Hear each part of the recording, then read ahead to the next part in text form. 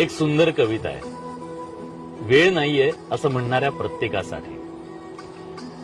12 तासाचा प्रवास 4 तासांवर आला तरी माणूस म्हणतो वेळ नाही. 12 माणसांचं कुटुंब 2 माणसांवर आलं तरी माणूस म्हणतो वेळ नाही. 4 आठवड्यांनी मिळणारा निरोप आता 4 सेकंदात पोहोचू लागला तरी माणूस म्हणतो वेळ नाही. घरात वर खाली जाणारा वेळ, श्रम, वेळ लिफ्टनं सेकंदावर आला तरी माणूस म्हणतो वेळ नाही. कधी दूरच्या माणसाचा चेहरा पाहण्यासाठी 6-6 महिने लागायचे.